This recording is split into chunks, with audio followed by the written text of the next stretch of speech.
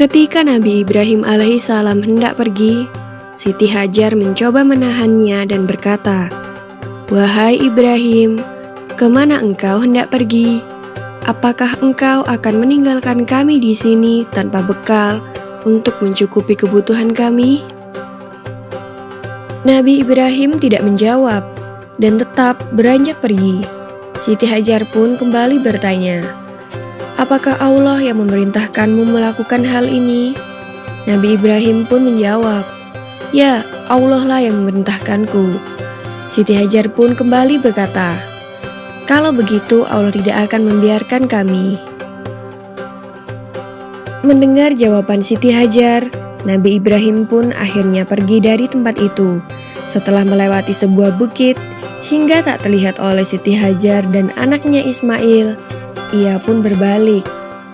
Ia memandang ke arah Baitullah sembari berdoa meminta kepada Allah agar segala kebutuhan istri dan anaknya senantiasa tercukupi. Nabi Ibrahim kemudian kembali ke negeri Syam untuk menemui istrinya Sarah atas perintah Allah. Di padang pasir yang tandus bernama Makkah itu, Siti Hajar kebingungan mencari sumber air untuk Ismail yang terus menangis karena kehausan. Maka berlarilah Siti Hajar ke sana kemari tanpa arah tujuan. Berkali-kali ia pulang pergi antara Bukit Syafa dan Marwah, tetapi tidak didapatnya setetes air pun. Tiba-tiba Siti Hajar mendengar suara yang memerintahkan agar Ismail diletakkan di sebuah tempat. Maka diletakkanlah Ismail di tempat sesuai perintah yang ia dengar.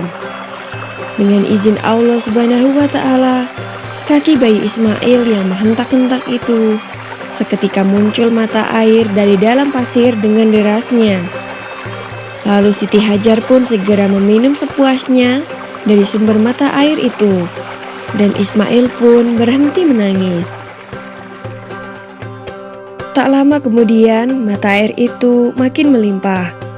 Jibril pun berkata kepada air itu, "Zam-zam," yang berarti berkumpullah.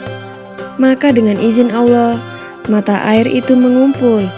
Sampai sekarang, mata air itu tidak berhenti mengeluarkan air, dan dapat kita kenal dengan sebutan air Zam-zam. Peristiwa berlari-larinya Siti Hajar antara Bukit Safa dan Marwah dalam mencari sumber air akhirnya dijadikan salah satu rukun haji yang dinamakan sa'i.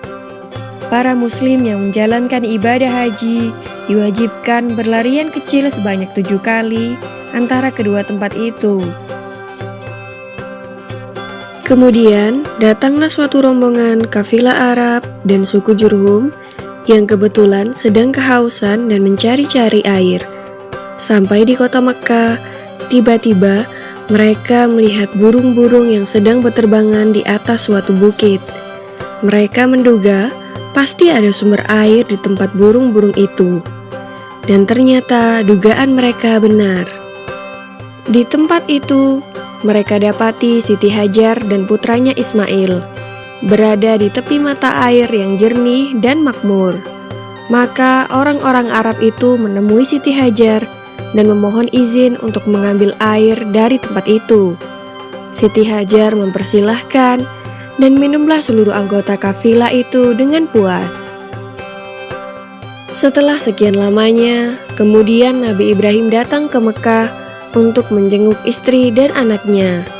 Sesampainya di sana, terkejutlah beliau melihat mata air yang melimpah dan tenang di tempatnya. Juga di sekitarnya terdapat desa yang subur dan makmur. Beliau pun lega karena istri dan anaknya ternyata masih hidup sehat dan tercukupi. Siti Hajar lalu menceritakan semua kejadian yang pernah ia alami kepada suaminya. Mendengar itu, Nabi Ibrahim kemudian memuji kebesaran Allah Subhanahu wa Ta'ala yang telah mengabulkan doanya terdahulu, agar istri dan anaknya itu serba dicukupi kebutuhan hidupnya. Demikianlah kisah Nabi Ismail dan ibunya Siti Hajar dalam menemukan sumber mata air Zam-zam. Maha suci Allah atas segala kebesaran dan kuasa-Nya.